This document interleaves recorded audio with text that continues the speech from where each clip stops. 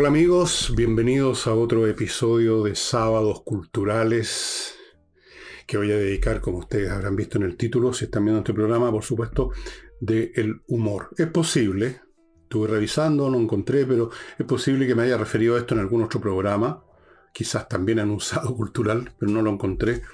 Pero en fin, partan de la base que he hecho más de 1000, 2000 programas y obviamente que inevitablemente me voy a repetir.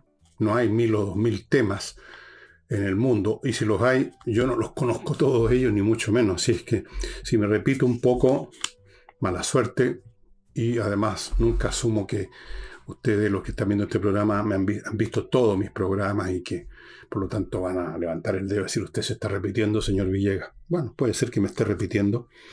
Uno empieza a repetirse mucho de viejo, ya entre paréntesis. Vamos a hablar del humor, vamos a tratar de diferenciarlo de otras cosas que se parecen, se acercan, que están dentro de la familia del humor, más o menos, pero que son parientes más o menos lejanos. No es lo mismo el humor que lo cómico, no es lo mismo el humor que lo chistológico, que lo sardónico o que lo irónico. Son cosas diferentes y trataremos de adentrarnos en esa materia. Muy complicado. El humor es un tema muy serio y es difícil realmente definirlo, encuadrarlo. Hay demasiadas variables o variantes del humor, hay demasiados elementos que lo constituyen, pero haremos un intento. Muchas de las cosas que se suelen asociar al humor son realmente bastante distintas y casi contrarias, aunque produzcan risa. El humor puede producir risa, aunque más bien lo del humor es la sonrisa.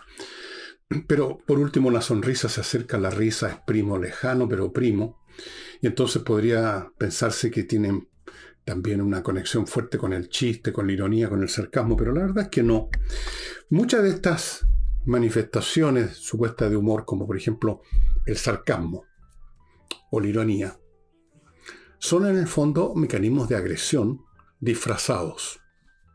Cuando usted ironiza, está burlándose elegantemente, revelando la inconsistencia de una persona, de una situación, de una frase, de una propuesta.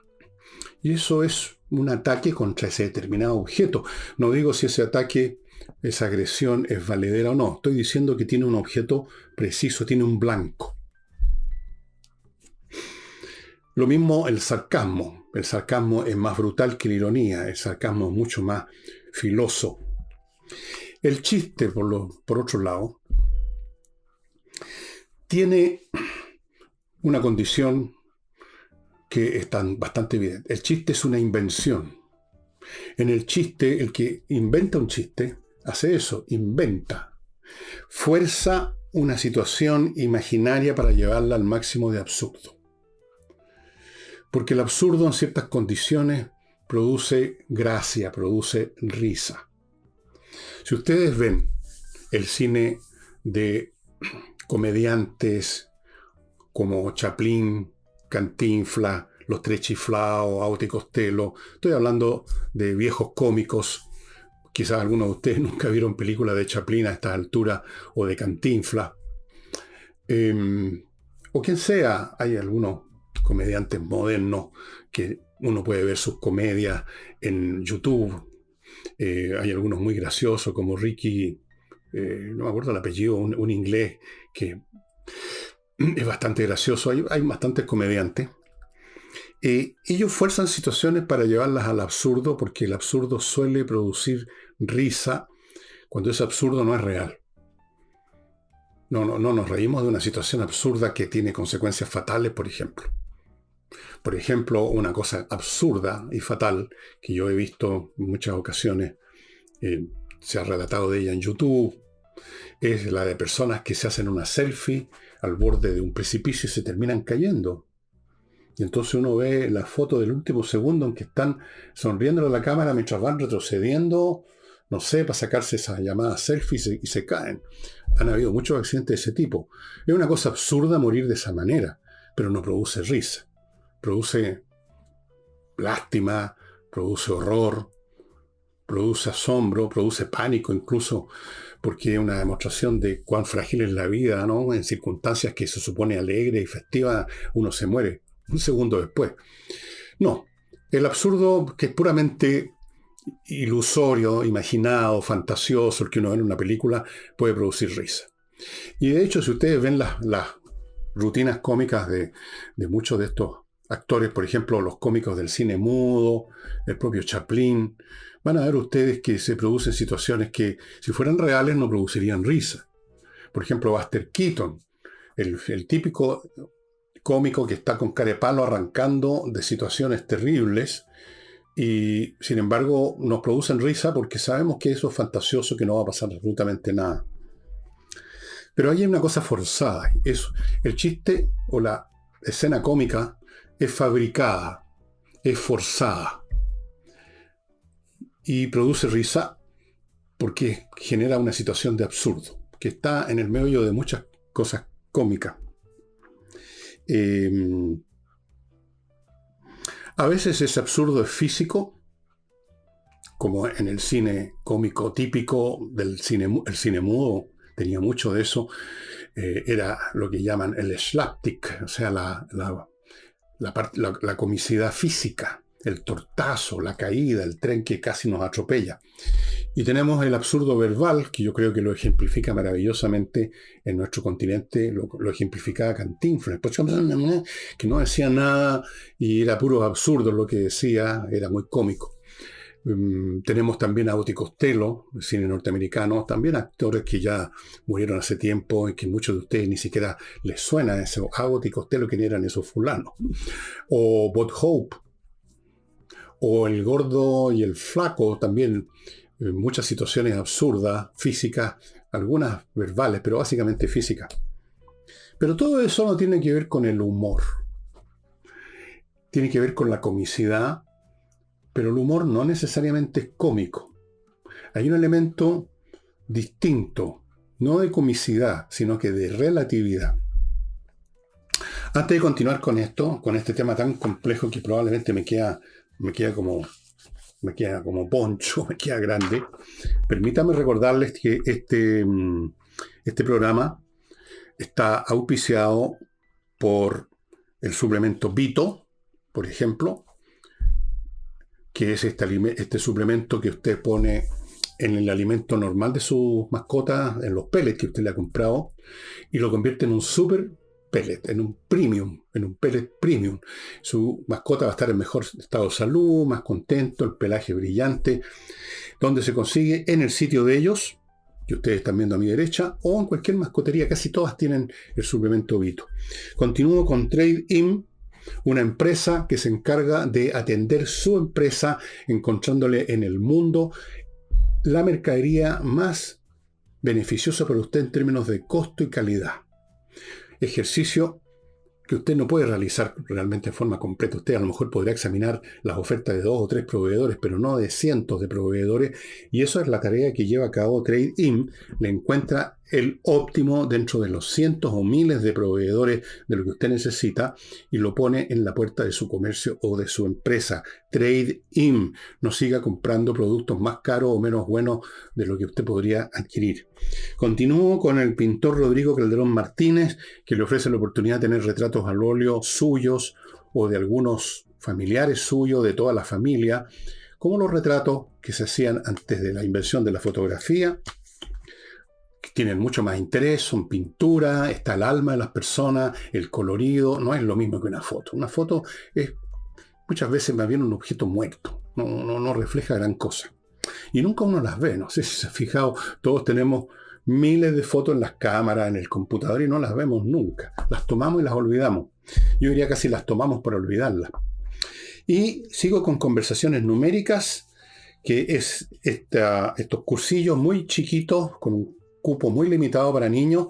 Uno, para reforzarlos en matemática, no simplemente hostigándolos con la misma menjunje matemático del colegio, que es el que produce muchos tíos, muchos niños, sino que mostrándoles las matemáticas de otra manera.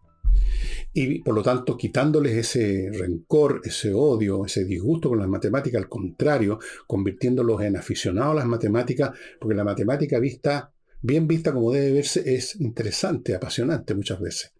Lo de la fórmula es un tema menor cuando usted llega al momento del cómputo, pero lo importante es el momento de pensar matemáticamente un problema. Eso es mucho más entretenido. Les enseña a hacer eso.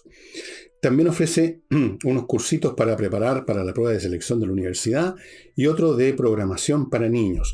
Y además hay un producto que está ofreciendo, que les voy a mostrar uno o dos de los distintos cartones que usa, que son juegos no diría matemático, aritmético. Son carreras, por ejemplo, en que usted con un dado, todos se ponen aquí en el número 1 al principio, y entonces tira 2 o 3 dados y tiene que llevar a cabo una operación aritmética sencilla que les permita llegar al número que usted necesita. Por ejemplo, usted en el número 1 necesita llegar al número 2. ¿Cómo lo hace? Y resulta que sacó un dado que dice 4 y un dado que dice 3. ¿Cómo lo hace para llegar al 2? Bueno, ahí tiene que ver si encuentra alguna operación aritmética que le facilite En una de esas no la hay. En este caso parece que no la hay. Pero digamos que fuera un 4, un dado 4 y un dado 2, entonces usted diría, bueno, tengo que usar los dos dados, pero resto 2 al dado 4 y tengo ahí 2, por ejemplo. Así que usted va avanzando, resolviendo estos pequeños problemas, después está en el 2, tiene que encontrar el número 3. ¿Cómo lo obtiene? Tira los dados, saca distintos números y usted ve sumando, restando, sacando la raíz cuadrada, haciendo alguna operación. Llego a ese número. He entretenido, un buen ejercicio para desoxidar estas destrezas aritméticas elementales que muchos hemos perdido por el uso de las calculadoras. Y bueno, continúo ahora continúo con el programa ahora. Estábamos en que hay varias clases de comicidad física, verbal, pero todas ellas, como les digo, son fabricaciones, son artefactos. Se crea una situación que en la realidad no se da. Sabemos que es fantasiosa, que no va a pasar nada, que nadie se va a morir, y nos reímos. El humor es otra cosa. El humor no es un ataque, como en la ironía, el sarcasmo, la burla, que puede producir risa en tercero, pero es un dardo dirigido contra algo, contra alguien. No es la comicidad tampoco de situaciones absurdas forzadas, como en el cine cómico, sino que es una manera de mirar el mundo. Una mirada que no necesariamente se comunica a los demás. Puede ser si usted se convierte en un escritor con sentido del humor, pero no causa risa, es más bien sonrisa lo que produce el humor. El humor no fuerza nada, sino que mira diferente lo que es. Es una mirada distinta del mundo. Es una mirada que relativiza. Es una mirada que nos aleja en gran medida de la mirada convencional, que se ha convertido en un axioma, que se ha convertido en un dogma, que se ha convertido en un principio. En el mundo nos manejamos de esa manera. Damos por sentadas ciertas definiciones del mundo. De esas definiciones surgen ciertas conductas ante el mundo, ciertas actitudes. Y eso es necesario porque permite que la vida fluya sin que estemos a cada momento pensando en qué postura tenemos que adoptar. El humor hace una cosa diferente. Mira de otra manera. Mira, como dijéramos, sin esa carga de conveniencia, de interés, de pasión, que está en un grado mayor o menor, a veces un poco dormido, pero está o estuvo en algún momento, en todo axioma, en toda mirada convencional. Uno tiende a mirar las cosas o a los demás, por ejemplo, de cierto modo, en función de lo que nos interesa. Por ejemplo, miramos bien a una persona porque nos cae bien, porque nos favorece. Miramos mal a otra persona porque piensa distinto, porque no nos gusta su cara. Consideramos correcto tal o cual principio político porque nos conviene. Están siempre estos elementos subjetivos de conveniencia, de interés, de pasión, de odio, O por último, el espíritu gregario de pensar y decir y sentir lo que todo el mundo piensa, dice y siente. El humorista, o más bien dicho, la persona con humor, el humorista es otra cosa, ve el mundo, por así decirlo, subespecie eternitatis, bajo la especie de la eternidad. Ve el mundo haciendo abstracción de todos esos elementos subjetivos personales. O sea, lo ve como es. El ejemplo, podríamos decir, de esto sería la famosa historia del niño que ve al rey que va desnudo desfilando y lo dice, lo ve desnudo porque no tiene ningún interés para verlo vestido, como lo ven los cortesanos. Los cortesanos tienen un interés creado en no ver al rey desnudo y quizás reírse de eso o decírselo porque son cortesanos. Entonces nadie ve al rey desnudo, no lo quieren ver desnudo. De hecho ya lo empiezan a ver hasta vestido. El niño no tiene ninguna de esas consideraciones prácticas, subjetivas, de interés, de conveniencia, de miedo por último. Y dice, el rey está desnudo. Eso es lo que hace la persona con humor. Ve el mundo como es. Ve al rey desnudo. Y cuando se ve al rey desnudo, cuando se ve al mundo como es, cuando se dejan de lado las posturas convencionales que resultan del interés, de la conveniencia, etc., a menudo, por no decir casi siempre, se revela el absurdo de muchas situaciones de este mundo, especialmente las situaciones que protagonizamos los seres humanos, porque el mundo como tal, en la naturaleza, por ejemplo, un paisaje no tiene nada de humorístico, cómico, es bello o no. Son las conductas humanas, más bien dicho, las que pueden caer y caen a menudo en el absurdo, en el ridículo, en la farsa. Entonces, el humor se aleja de la perspectiva imperante. Es en cierto sentido una mirada objetiva. Ve el objeto como es, 100% como es, o 99% por último. Y es por lo tanto una mirada de puro intelecto. El humor es puro intelecto. No es chistología, no es gracia, no es lo divertido, es puro intelecto sin la carga emocional de la conveniencia, del interés, del miedo, de la pasión, del amor o del odio. El mundo tal como es. Y el mundo tal como es, el mundo humano, especialmente tal como es a menudo una farsa. Piensen ustedes lo siguiente, amigos míos.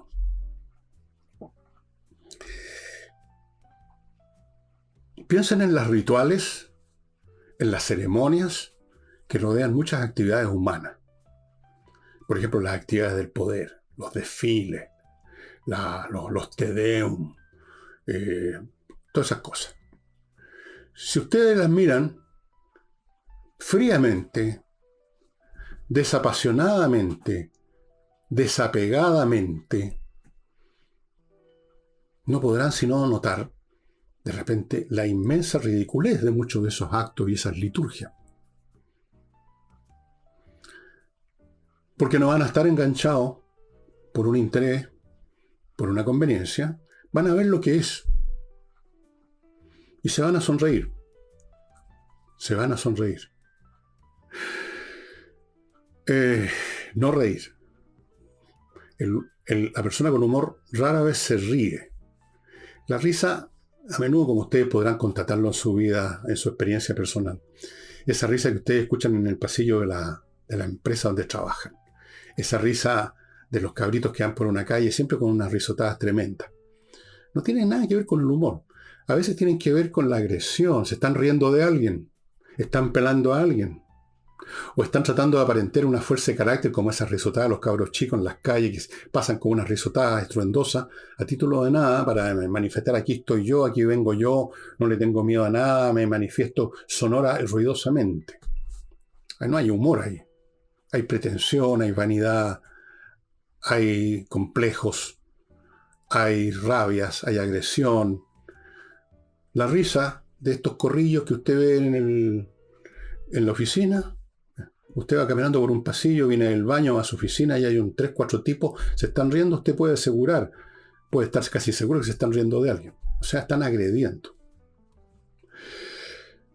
Y al que se separa del grupo, a los 2 segundos ya se convierte él en el blanco. Entonces, el humor no tiene nada que ver con todo eso. El humor es sonriente, no riente.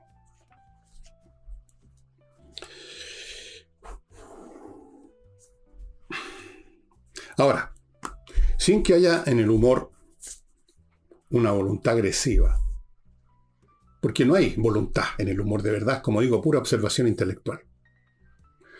Pero si se manifiesta de alguna manera, por ejemplo, una persona que escribe con humor, voy a darle después algunos ejemplos, el humor aparece como muy demoledor,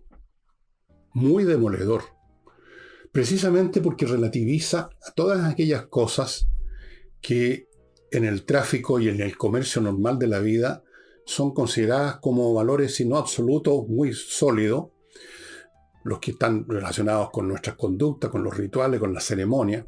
Entonces, verlos como son realmente, ponerlos relativizarlos, quitarles esa áurea de cosa majestuosa, solemne y seria, es demoledor, implícitamente.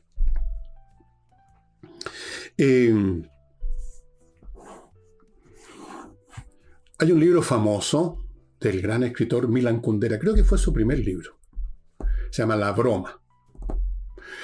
La broma es algo que llevan a cabo unas personas en la Checoslovaquia comunista. La Checoslovaquia comunista, como cualquier país comunista, o como cualquier país o sociedad o corporación donde impera como justificación y legitimación un credo político, religioso, lo que sea, tienden a ser esas corporaciones basadas en una ideología religiosa, política, ya dije, tienden a ser serias. La seriedad es el pegamento natural de las ideologías. Usted no puede concebir una ideología así mirándola con una mirada relativizante, porque entonces se empieza a caer. Y resulta que esa ideología es el pegamento de todo el sistema, donde hay grupos que están interesados en mantenerlo tal como es. El poder es serio. Las ceremonias son serias. Usted no va a ver nunca un tedeo en que los sacerdotes estén sonriéndose.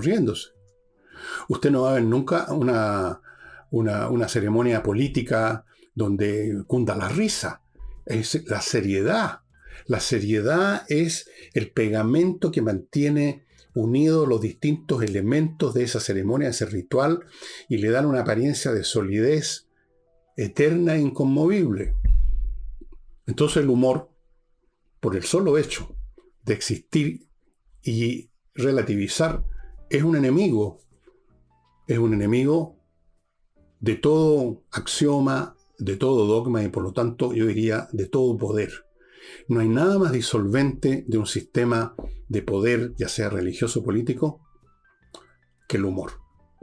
Es aniquilante. Es mucho más aniquilante que un ataque directo serio. El humor desintegra. Porque el intelecto es el que desintegra. El intelecto, la mirada analítica del mundo, la mirada incluso sin ninguna ambición analítica ni de pensamiento, sino que la mirada fría, calma, en reposo, sin ambición, sin interés, sin conveniencia, la mirada que ve como es, tiende a ser demoledora porque normalmente el mundo está construido no sobre lo que es, sino que lo que decimos que es, lo que convenimos que eso debe ser.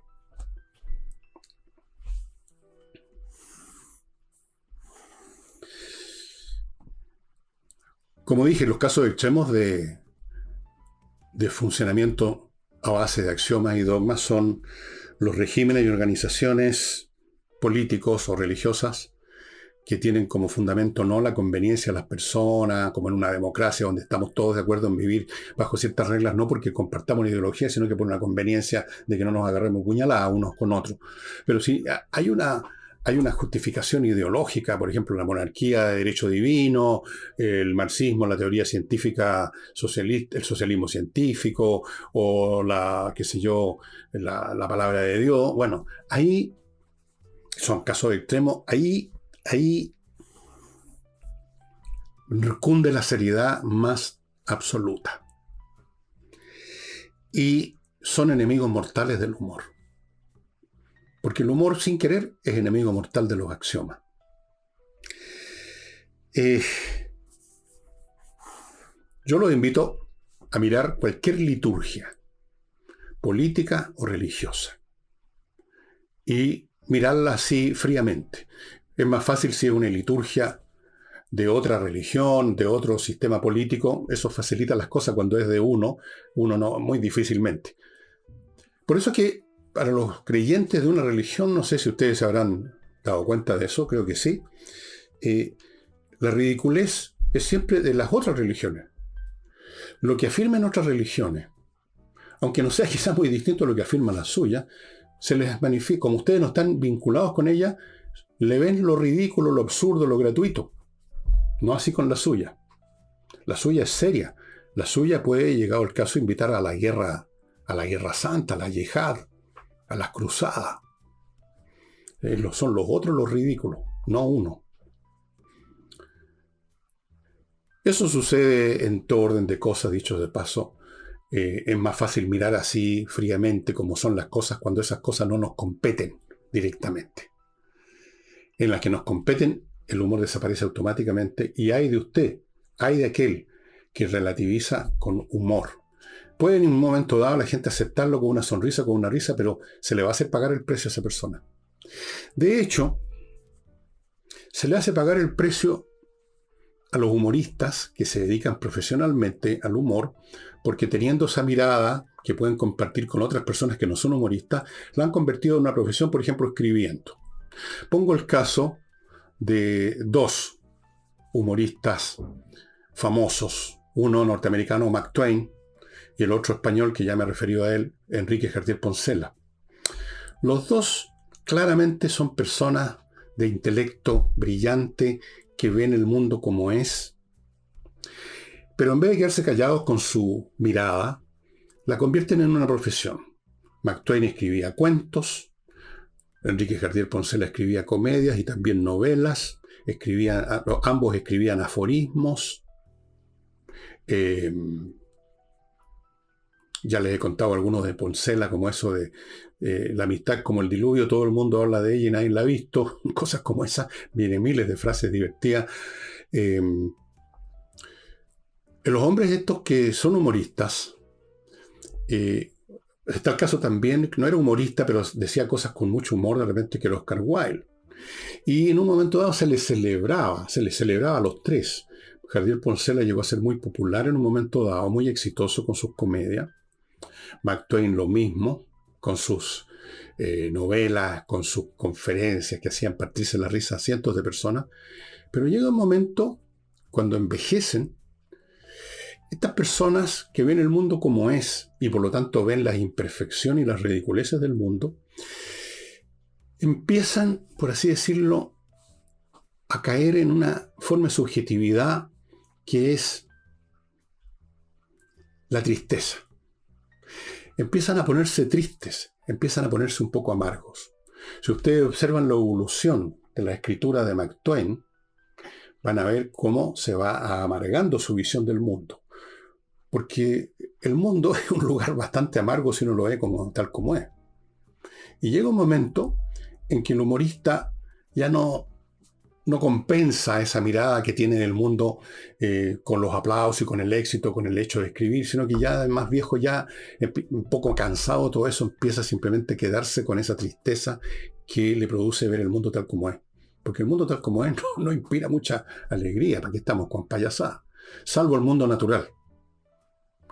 O salvo ver a nuestros nietos jugando. El resto, la conducta de del prójimo no es precisamente algo para alegrarse. Entonces uno empieza a notar una vez de tristeza. Yo los invito a buscar en Google fotos de Enrique Jardiel Poncela. Miren la expresión de tristeza que hay en la mirada de ese hombre. En las fotos más joven, cuando tiene 30 años por ahí alrededor, cuando ya estaba escribiendo, estaba escribiendo hacía rato, era famoso, había producido obras de comedias muy exitosas, está con una mueca sonriente, así todo el rato picarona. Vean ustedes las fotos de cuando era un hombre ya mayor. La mirada de una tristeza, pero infinita. Ahora vean ustedes la obra de Mark Twain. Vean cómo empieza. los artículos que escribía en la prensa en la época de la Edad del Oro, la fiebre del oro en Estados Unidos, y vayan viendo después cómo va cambiando su mirada, bueno, aparte por las tragedias que sufrió con la muerte de hijos, hijas, cosas terribles. Vean los aforismos de Mark Twain, los que escribió al principio y los que escribió al final. Va emergiendo ya esa mirada fría y sonriente del mundo se empieza a convertir un poco en una mueca.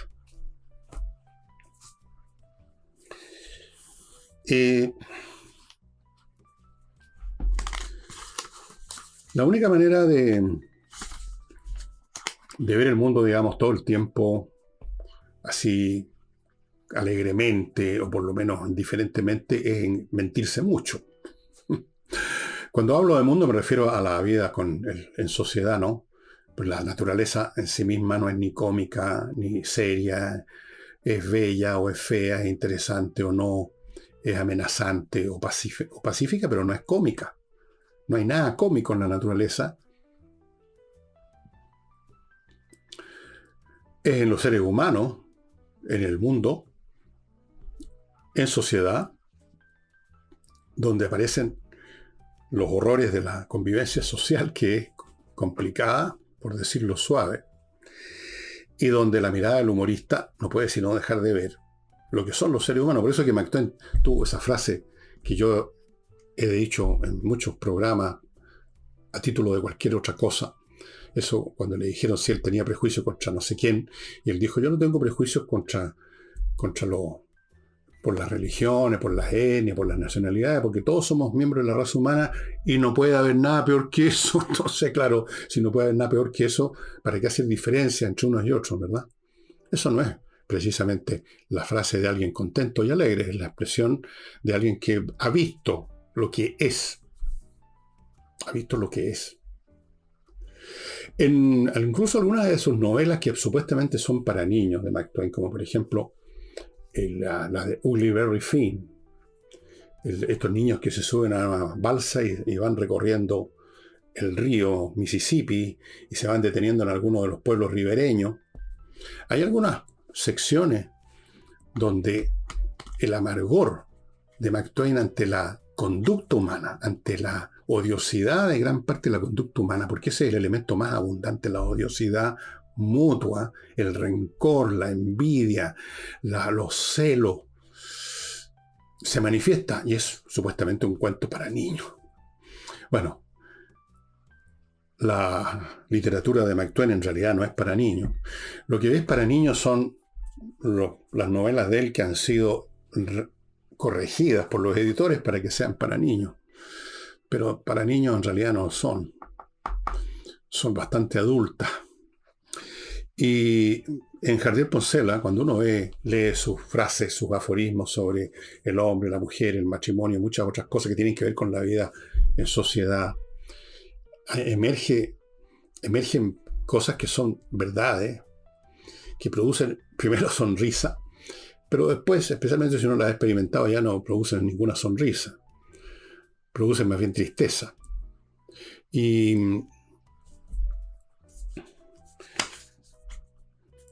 uno puede observar este proceso de transformación del humorista en alguien cada vez más amargo en muchos humoristas, incluyendo humoristas chilenos, no voy a dar nombres, pero que notoriamente a lo largo de sus carreras el elemento puramente divertido, digamos, cómico, humorístico, entre comillas, va mostrando cada vez más un rasgo más y más amargo. Amigos, les quiero contar de chiletributa.com, chiletributa.cl, también me lo pusieron aquí, pero bueno, es Chile Tributa. Una empresa que se dedica a resolver los temas tributarios de su empresa, los temas de la empresa, los temas de los tributos personales de los miembros de la empresa, para que usted no tenga problema con el servicio de impuesto interno. Y estos son especialistas, son contadores colegiados con años de experiencia que garantizan su trabajo por años. muy importante. Yo he conocido bastantes historias de personas que han entregado su declaración a un contador y les ha quedado en la crema. Ellos no garantizan su trabajo y le resuelven todos estos temas tributarios para que usted viva tranquilo. Continúo con Oxibiota, el polvito que mezclado con agua. Se lo he mostrado millones de veces, los muestro de nuevo. Esto viene en un sobre como de sopa, se convierte en un caldo de bacterias aeróbicas que una vez que usted las vierte en los distintos lugares donde está emergiendo mal olor, se acaba el mal olor porque estas bacterias destruyen a las que inician la descomposición, que es la causa del mal olor.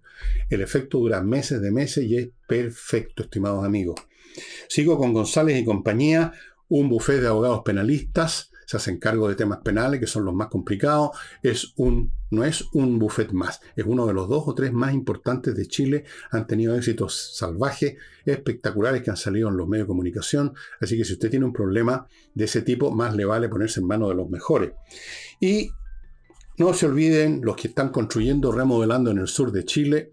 Diego Sándor, un arquitecto realmente muy talentoso, muy laborioso, que una vez que entrega los planos se convierte en constructor y empieza junto a los viejos a construir la casa que él mismo diseñó para que quede tal como estaba en sus dibujos o como estaba en su representación en uno de estos programas de diseño gráfico.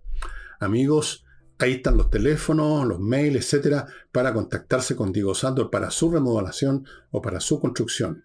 Haga algo que vale la pena. Usted lo está viendo en las fotografías de interiores, realmente precioso. Ya me llegarán más fotos, las he estado pidiendo, pero no han tenido tiempo porque están haciendo cosas. Pero me van a mandar fotos nuevas sobre esta materia.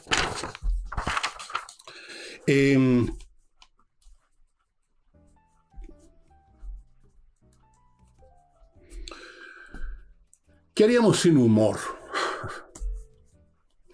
Ya ven ustedes que el humor es ambivalente también, ¿no?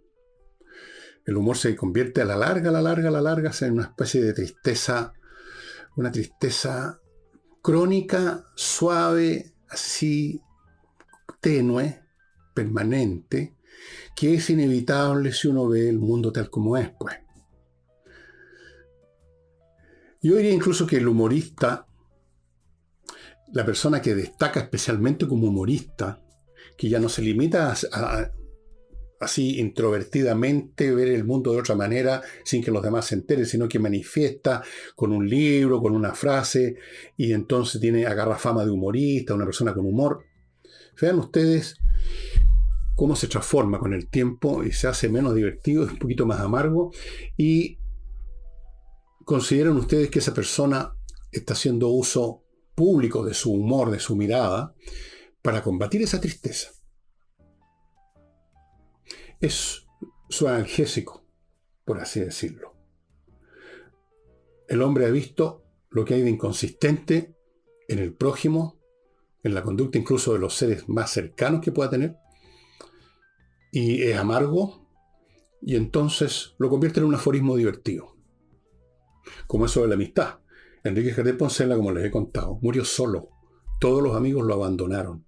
Ya no era tan bien quisto para el público, se empezaron a olvidar de él, estaba enfermo, desaparecieron los amigos. Bueno, ¿cómo combate la amargura de ver a quienes eran amigos de él en los buenos tiempos, desaparecieron en los malos? Lo convierte en la frase esa: la amistad es como el diluvio universal, todos hablan de él y nadie lo ha visto. Así es, estimados amigos, es una especie de analgésico, una manera. Hay otros que enfrentan los pesares de esta vida con un activismo así delirante, corriendo todos los días, el deporte. Otros se dedican al activismo político y se inventan unas utopías ilusorias, pero que les sirven también como un analgésico. Otros no, y son los personajes enrabiados todo el tiempo, la gente, los aguafiestas.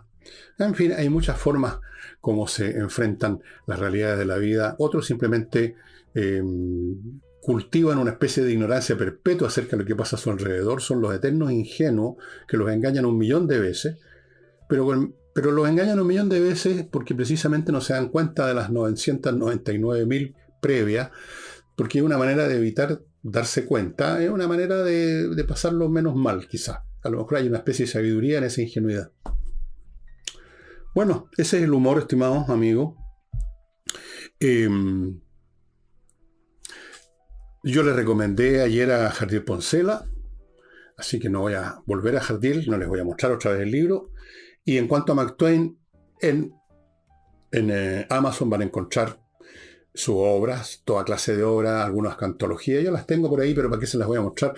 Hay una autobiografía de él, ahora la completa, la que se tenía que publicar después, muchos años después de su muerte. Él murió en 1910, Mark Twain. Y tenían que pasar una cantidad de años antes que pudiera, digamos, las cosas que escribió. Ahí se ve realmente quién era Mark Twain, ¿no? No era tan divertido, no era el hombre tan alegre como creen las personas que son los humoristas. Los humoristas no son para nada muy alegres. Todo lo contrario. Diría yo, combaten la tristeza con el humor. Ver el mundo así desapegado es una manera de desapegarse de las cosas, digamos, de no amargarse, ¿no es cierto? Mirar sin amargura. Bueno, este programa de hoy ha resultado un poco más corto que lo habitual, pero ¿para qué lo voy a alargar artificialmente, amigos? Así es que mañana en Domingos con Historias Extraordinarias todavía no sé lo que voy a ofrecerle. Voy a buscar esta vez no una batalla, ya les he dado Salamina, Canae, Paterló, se las di hace mucho tiempo atrás. Voy a buscar algún otro hecho interesante, único, especial, que pueda interesarles, que pueda divertirlos, que pueda entretenerlos un rato. Bueno, no sé si les mostré OVNI, parece que no, así que se los muestro ahora al final del programa. Les podría contar las cosas nuevas que están saliendo sobre estos objetos voladores que están pululando por los cielos de Estados Unidos y ante los cuales el gobierno norteamericano cae en una declaración más absurda que la anterior, diciendo que no hay que alarmarse, que esto, que lo otro, que son solo drones comerciales. Una serie de cosas tan absurdas, tan insustanciales, tan poco creíbles las explicaciones que dan, que, bueno, son para la risa. ¿Qué son estos drones? Primero que no son drones, la mayoría de ellos. Hay drones, pero son los que ha enviado el propio ejército o la Fuerza Aérea Norteamericana para investigar. Pero resulta que estos supuestos drones comerciales, como es la última explicación que dieron, no, si son drones comerciales, la gente que todos salieron al mismo tiempo a elevar sus drones, en formación, haciendo cosas imposibles, pero todo el mundo salió a hacer eso. Bueno, la Fuerza Aérea Norteamericana trató de acercarse a muchos de estos entes que hacen una serie de cosas, y los entes, porque vean ustedes lo pocos drones que son, se fumaron con una velocidad que ningún dron tiene. Ni siquiera los drones de estos que usan en los combates que tienen un motor a reacción. No. Está claro que estamos en presencia de otro fenómeno, pero, en fin, esto del encubrimiento ha llegado ya a los niveles del ridículo, simplemente. Y por eso que OVNI, amigo, es un libro que tienen que ver, porque este asunto ligerito ya no va a ser tema de libros, sino que va a ser tema de diarios. Créanme. ¿Cuándo? ¿Un año más? ¿2? No sé. Cuando me avisen, les cuento. Y eso sería todo por hoy. Los espero mañana con Historias Extraordinarias.